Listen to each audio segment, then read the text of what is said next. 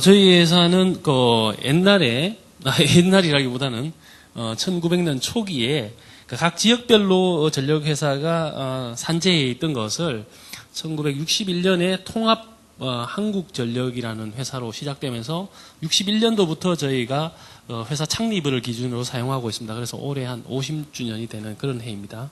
그래서 몇 차례 변하기를 떠나서 82년에는 공사화, 2001년에는 다음에 발표를 하게 돼 있는 여러 한국전력 그룹사가 본래는 저희 한전이었다가 사실은 2001년 4월 2일을 계기로 전력산업 구조 개편에 따라서 분사가 되는 그런 시대를 맞았고요. 2008년대는 민간인 CEO를 맞이하는 그런 흐름을 가지고 있습니다. 기본적으로 전력 판매, 발전, 배전, 송변전 관련되는 부분이 메이저가 되겠고요. 전력 자원 개발이라든지 연구 개발, 그리고 해외 사업 이런 부분을 우리 회사의 미션으로 삼고 있습니다. 인원은 분사되기 2001년 4월 이전에는 약 최대 34,000명까지 인원을 기록한 바 있으나 저희는 분사 이후에 19,764명 정도의 정원을 확보하고 현원은 요거와 다소 차이를 좀 가지고 있습니다. 발전 설비라든지 송변전 설비 이런 부분에 대해서는 좀 생각을 하고요. 요 부분 한 장만 설명드리면서 모든 게 해결이 될 것 같습니다. 그러니까 과거에는 이 발전소의 발전부터 고객에 이르는 전 프로세스가 한국전력이었습니다. 근데 이제 반복해서 말씀드린 바와 같이 2001년 4월 2일 기준으로 발전소를 6개 회사로 이렇게 나누고요. 지금 한전이 사업 영역을 갖고 있는 거는 발전소의 발전을 사다가 변전, 배전, 고객에게 이 부분을 지금 순수하게 저희가 영역으로 삼고 있는 겁니다. 그러다 보니까 이 발전 회사 간의 전력을 우리가 어떻게 사올 것인지 이런 부분 때문에 마치 주식 한국 거래소가 있듯이 전력 거래소를 저희가 별도 법인을 설립을 해서 중간 매개체로 이렇게 지금 오퍼레이팅 하고 있는 그런 상황입니다.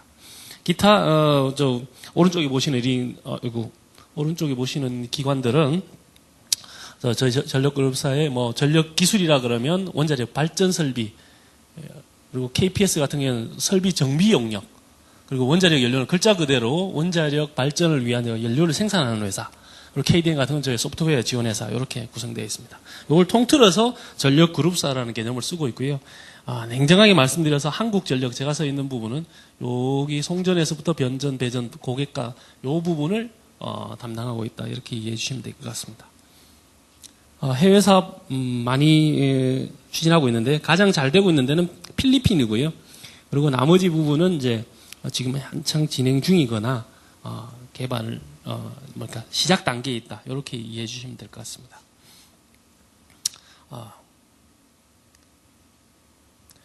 본격적으로 채용 제도에 대해서 저희가 한번 일단은 여러분 제가 여기 공공기관 입장에서 이렇게 자랑스럽게 우리 회사를 소개하는 게 정말 개인적으로 영광이지만 객관적인 자료로서 저희 한전이 여러 공공기관과 비교했을 때 상당히 인기가 좋은 것으로 지금 나와 있습니다.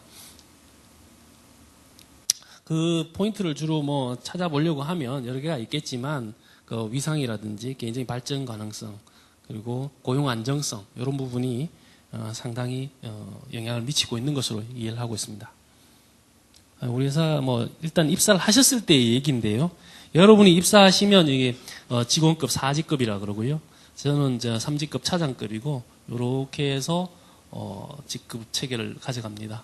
특이하게도 다른 공공기관하고 좀 틀리게 직원급으로 입사를 하시면 이 차장이 되는 이 관문을 시험 제도를 운영하고 있습니다. 저희는 그래서 보통 6년이라고 하면 최단기 군 경력 포함해서 6년이니까요. 그러고 나서 이제 각종 근무 연한이라든지 이런 걸 개량화해서 그래서 실질적으로 제가 이 초강고시를 두 해에 걸쳐서 담당했기 때문에 아는데 사무직급 같은 경우는 10년 정도 빠르면 8년에서 한 10년 정도 소요된다고 보시면 되겠습니다. 그리고 이게 이제 허들이기 때문에 극단적으로 말씀드리면 이 관문을 통과하지 못하면 직원으로 그냥 한전 근무를 계속 하시는 그런 경우가 되겠습니다. 들어왔을 때 얘기고요. 복리후생 한전이 저희도 다른 공공기관에 결코 뒤지지 않는 정도의 제도를 운영하고 있지 우리가 특별히 뛰어나거나 그런 것 같지는 않고 휴양시설 이런 거는 다른 기관하고 굉장히 중복될 것 같습니다. 채용 방식은 신입사원 공채 그리고 전문 인력 중심으로 한 특별 채용 그리고 영구직 채용들 그리고 기능 별정직 채용 이렇게 크게 나눌 수 있겠습니다. 여러분은 대부분 다 이제 신입사원 공채 부분에 관심이 많으시겠지만 실제로 이번 정부가 들어서 솔직히 말하면 정원 부분에 대해서는 여유가 잘 없어가지고 대량 공채 우리 한전은 최근 10년을 되돌이켜 보면 2004년에는 무려 한 해에 1000명 이상 뽑은 해도 있습니다. 그렇지만 최근 3년에는 100명 이상 가져가기가 상당히 어려웠죠. 예, 그런 경제 상황을 반영해서 그렇게 될 수밖에 없었는데 하지만 이제 여러분 관심과 좀 동떨어져 있지만 영구직 채용이라든지 특히 전문 인력 채용 그래서 해외 사업 전문가라든지 내지는 특수 언어 전문가 이런 부분은 나름대로 이제 수요 부서의 요청에 따라서 일정 부분 진행했던 그런 기억이 있습니다. 또 기능 별정 같은 경우는 실제로 이제 많은 포션은 아니지만 전력 설비에 대한 유지 보수를 담당하시는 이런 분들 이분들의 정년 퇴직에 맞춰 가지고 부족 부분을 채용하는 이런 정책을 우리가 가져가고 있죠. 지금 이제 진행하고 있는 부분을 자료를 보여주는데 보시는 바와 같이 61명이고요. 계약직 경력사원 포함하면 60명인데 요 부분은 이제 2009년 12월 말에 한국전력에서 UAE 원전을 수지하는 그런 걸 혹시 들어보셨으리라 생각이 되고요. 그 부분과 관련해서 순수하게 정부로부터 허용을 받은 그런 인력 부분입니다. 61명이. 근데 이제 UAE 관련이다 보니까 우리 한국전력은 크게 보면 기술회사라고 봐야 될 것 같고요. 그 중에서도 일단은 수익의 상당 부분을 전력 판매와 관련돼서 또 유지보수와 관련된 업무 영역을 가지고 있기 때문에 사실 영역으로 보면 사무나 토목, 건축, 발전 원자력보다는 배전 직군, 전기공학을 전공하신 분이 응시가 가능한 배전 송변전 직군을 더 많이 필요로 하고 있습니다. 사실은. 그럼에도 불구하고 이 UAE 원전 부분에 대한 제약 때문에 그 부분은 이제 포함시키지 못하고 순수하게 UAE 원전 관련되는 목만 채용을 진행하다 보니까 수요는 전기공학과에 많은데 제 입장에서는 그 부분을 좀 이렇게 배제할 수밖에 없는 그런 불가피한 사정이 있었다는 점 말씀을 드리고요. 이미 나온 김에 지금 책자 제가 브로셔 자세히는 보지 못했는데 어느 분이 들고 와서 한전은 231명이라고 하는데 이게 직군 간에는 어떻게 되며 언제 뽑는 이런 많이 여쭤보시는데 그 231명 상에는 솔직히 말씀드리면 기능 별정 연구 모든 게 포함하고 있어요. 그래서 여러분이 이제 주로 관심을 가질 만한 공채 부분의 사이즈는 정해진 바가 없습니다. 공채 부분의 사이즈가 정해지지 않았기 때문에 직군별 디스플레이가 현실적으로 불가능한 상태입니다. 근데 이제 저희 실무자 입장에서는 우리 회사의 고유 목적과 관련해서 배전 송변전 부분이 반드시 포함되도록 그렇게 노력할 생각은 있지만 지금 현재 내가 관심이 있는 송변전 분야 몇 명이냐 이렇게 물어보면 제가 정말 답해드릴 수 없는 그런 상황이라는 거죠. 신입사원 채용 절차는 공채를 기준으로 했을 때 보시는 바와 같이 4단계로 진행을 합니다. 서류 전형, 필기시험, 그리고 면접, 그리고 신원제 신체검사 이렇게 진행을 하고요. 각 단계는 허들 시스템입니다. 그러니까 전 단계의 점수가 다음 단계에 누적적으로 효과를 미치지 않는 허들 시스템을 진행합니다. 여기서 각각을 이제 할 수 있게끔 설명할 수 있게끔 자료 준비가 되어 있는데 큰 틀에서 제가 간단히 말씀드리면서 지나가야 될 것 같습니다. 서류 전형은 130점 만점입니다. 외국어 100점 그리고 자격증 30점.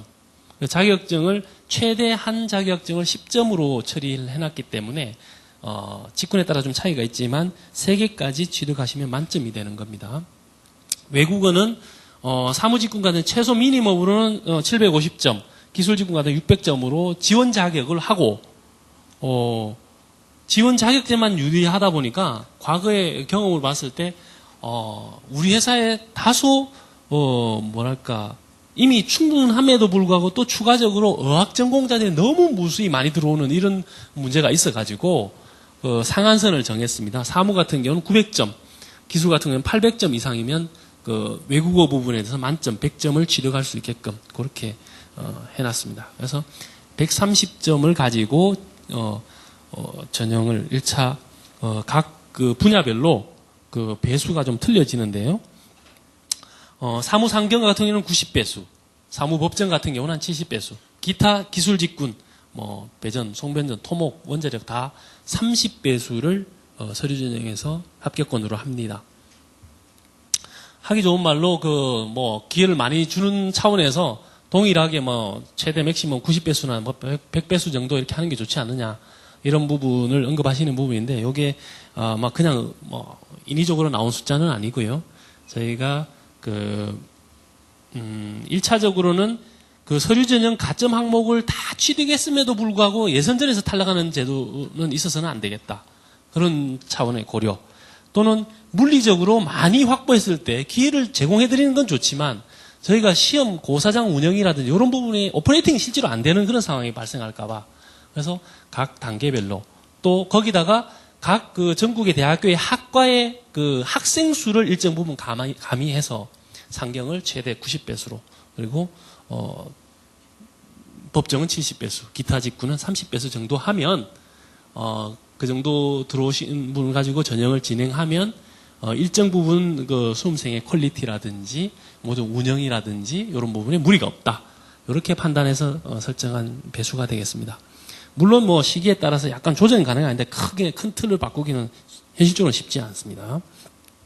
그리고 2차 전형은 이제 쉽게 말해서 필기시험입니다. 필기시험, 그죠? 뭐 법정이나 상경이나 본인의 이제 필기시험인데, 필기시험 100문제에 전공과 상식의 비율이 9대1. 그리고 전공은 또 두 가지로 나눌 수 있잖아요, 그죠? 법정 같으면 뭐 법학하고 행정학인데 어떻게 하느냐? 그거는 단순히 5대5 비율로 가져가고 상경 계열에서 쓰시는 그 경영학 경제학은 6대4 정도로 경영학에 웨이트를 더 줍니다. 왜냐하면 경영학은 회계학을 포함하고 있는 그런 개념으로 와서 그렇습니다. 그리고 뭐 실제 범위라든지 이런 부분은 뭐 어디까지 하느냐? 막 개론 수준으로 보시면 됩니다. 개론이라고 하면 뭐 1학년에서 배우는 그 개론 수준이라고 이해하시기보다는 한 4학년 때쯤 웬만한 그 전공 과목을 수강한 상태에서 뭐랄까 문제풀이에 지장 없는 수준 이렇게 이해해 주셔야 될 것 같습니다. 그리고 적성검사 100점 이렇게 해서 토탈 200점을 가지고 3배수를 추스리고요. 그리고 논술, 면접 이렇게 해서 1배수를 확정해서 나머지 신원조회나 신체검사 뭐 특별히 뭐 하자가 없다 그러면 입사하는 이런 단계를 가져가고 있습니다. 혹시 이제 자료를 넘기면서 세부적인 자료 제가 말씀 안 드린 게 있으면 추가적으로 말씀드리도록 하겠습니다.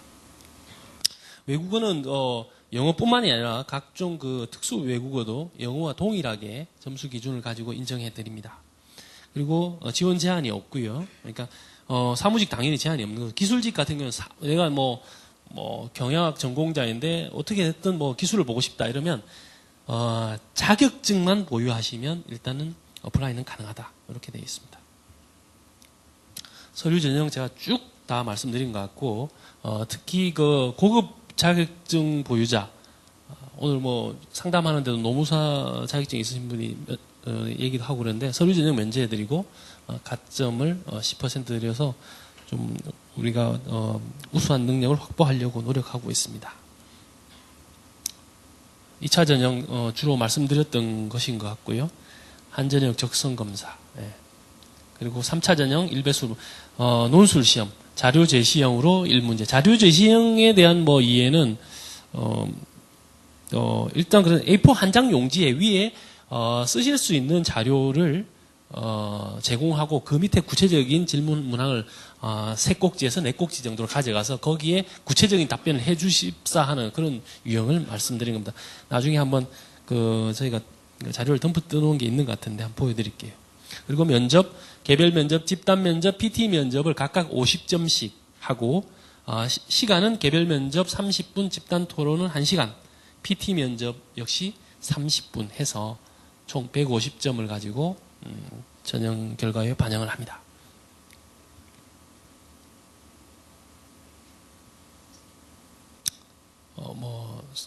입사 전략이라고 하긴 좀 그렇고요. 저희가 실제로 상식은 인문사회 일반 상식과 국사 한자, 한전 관련 내용 이런 부분을 주로 포함을 합니다.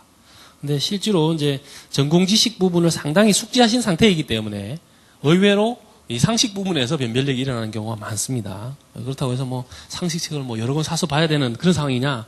여기까지 제가 구체적으로 말씀드리지 못하지만 실제로 상식 쪽에서 변별력이 의외로 난다.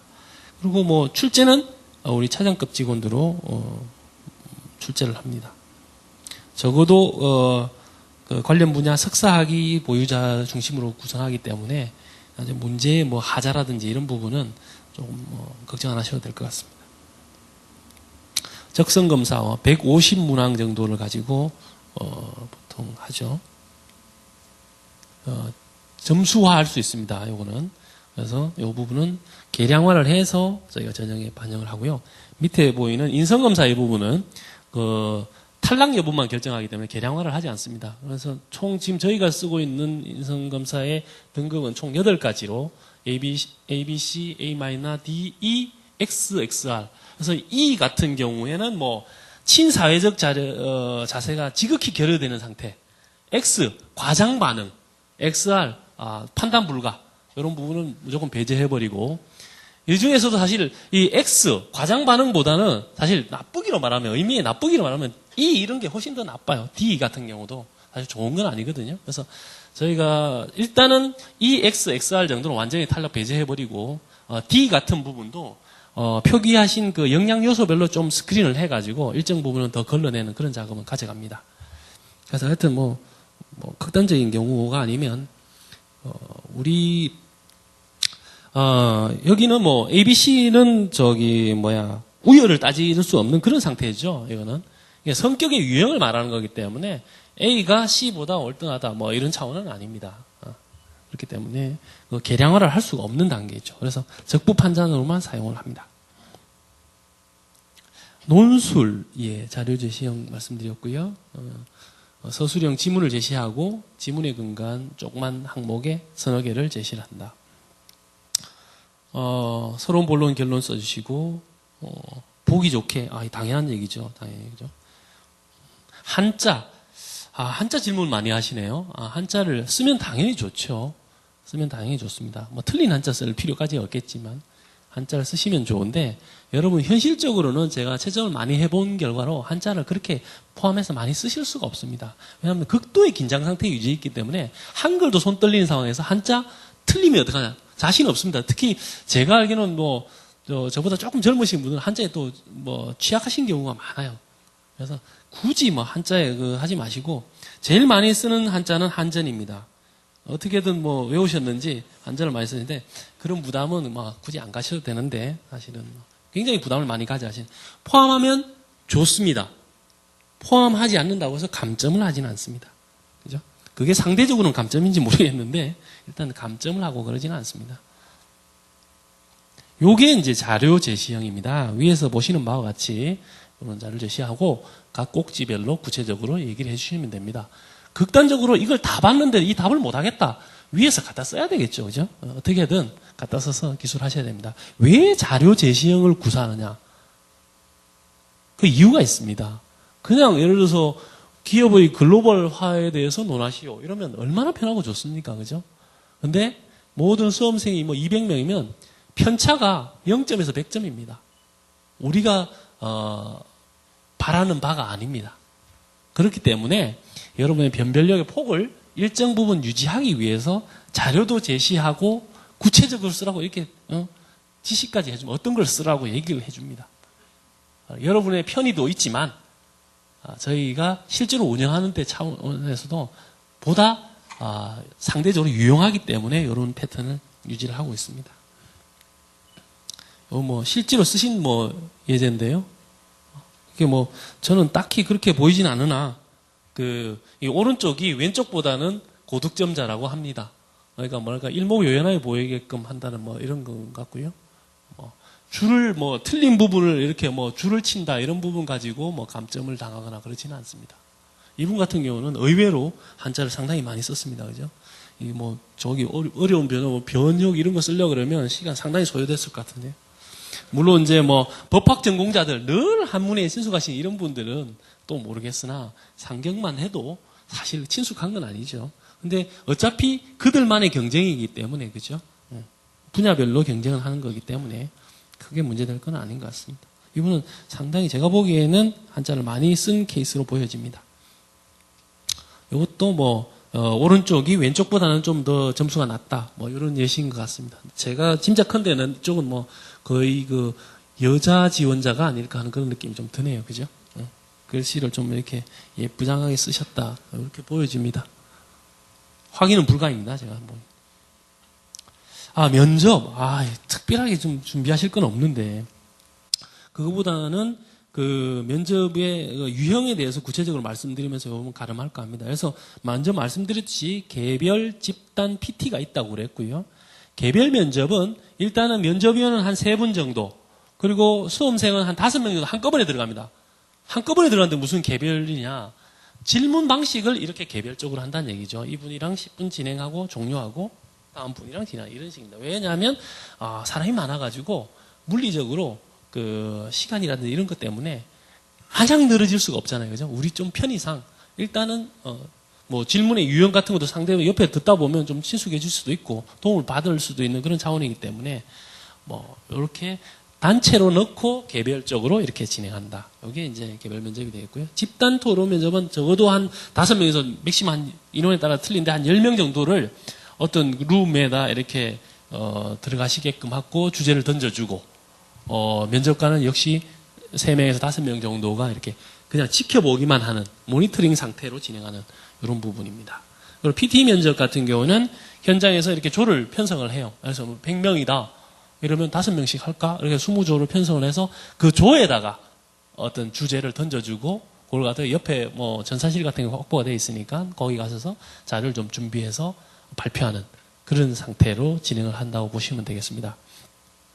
근데 이제 뭐 PT 면접 같은 게 주제를 뭐 너무 지나치게 특수한 분야라든지 도저히 접근 가능하지 않은 그런 부분에 주면 얼마나 황당스럽겠습니까? 그런 부분은 가급적 없도록 뭐 2년 전에 할 때 지금도 비슷하게 진행하려고 하는 것 같은데 뭐 이렇게 주제를 본인이 뭐 이렇게 제비 뽑듯이 이렇게 뽑아서 할 수 있도록, 그리고 뭐 3명이 됐든 뭐 5명이 됐든 그 조에서 전혀 접근 불가능한 이런 주제 절대 제공되지 않는다고 보시면 됩니다.